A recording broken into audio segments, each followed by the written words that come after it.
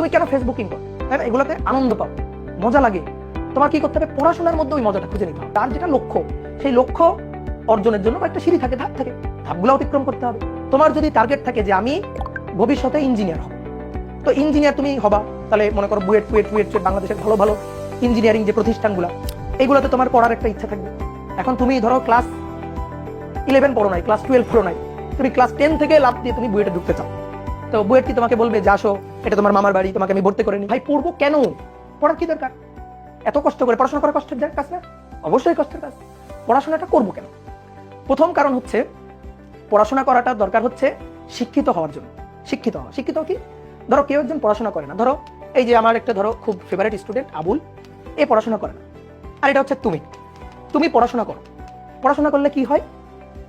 জ্ঞান আহরণ হয়। সহজ কথা, ধরো এ নিউটনের সূত্র জানে না, তুমি নিউটনের সূত্র জানো, ঠিক আছে, ফিজিক্সের কথাই বলি, তাহলে তুমি পড়াশোনা করলে অনেক কিছু জানতে পারবা, অজানা অনেক কিছু। তো পড়াশোনাটা করে কেন? মানুষ অজানা জিনিস জানার মজা পাওয়ার জন্য। তুমি যখন একটা জিনিস ভাববা বা একটা জিনিস জানার চেষ্টা করবা, তুমি বই পড়ে সেটা জানতে পারবা, বা ক্লাস করার পরে যখন তুমি জানতে পারবা, তখন একটা আনন্দ পাবা।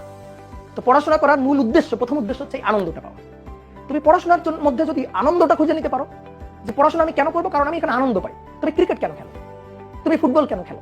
তুমি কেন ফেসবুকিং করো, তাই না? এগুলোতে আনন্দ পাও, মজা লাগে। তোমার কি করতে হবে? পড়াশোনার মধ্যে ওই মজাটা খুঁজে নিতে হবে। এটা কিন্তু কঠিন কোনো কাজ না।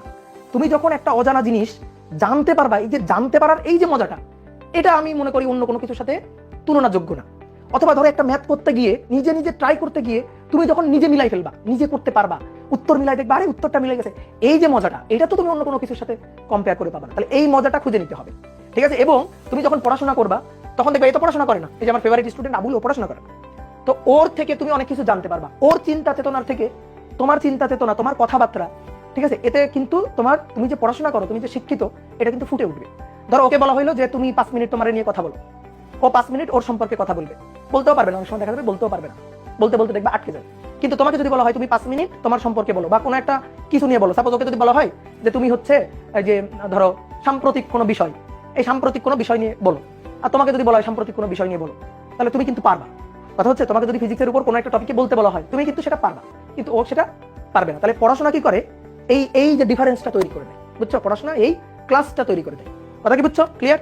এইটা হচ্ছে পড়াশোনার মূল উদ্দেশ্য আমার কাছে যেটা মনে হয়। এবার আরেকটা উদ্দেশ্য, সাইড উদ্দেশ্য আছে, সেটা হচ্ছে আমরা যেহেতু একাডেমিক একটা কারিকুলামের মধ্যে পড়াশোনা করি, এবং এই যে ক্লাস 1 থেকে 2, 2 থেকে 3, এইভাবে করে করে করে করে তুমি একটা ধাপ অতিক্রম করে এই পর্যন্ত আসছো।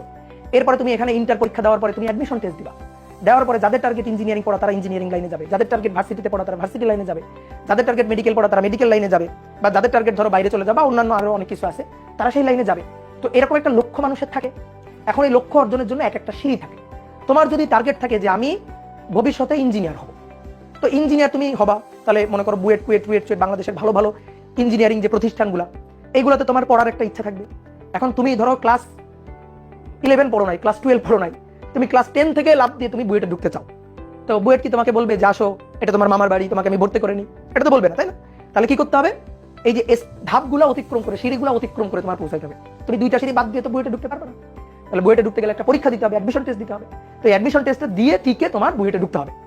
তো এটা তোমার লক্ষ্য ছোটবেলা থেকে, তোমার উদ্দেশ্য, ঠিক আছে? সবার ইঞ্জিনিয়ার হইতে হবে এমন না, কারো মেডিকেলে ডাক্তার হওয়ার ইচ্ছা, কারো ভার্সিটিতে একটা ভালো সাবজেক্টে পড়ার ইচ্ছা। আমি বলতেছি যার যেটা লক্ষ্য, সেই লক্ষ্য অর্জনের জন্য একটা সিঁড়ি থাকে, ধাপ থাকে, ধাপগুলো অতিক্রম করতে হবে।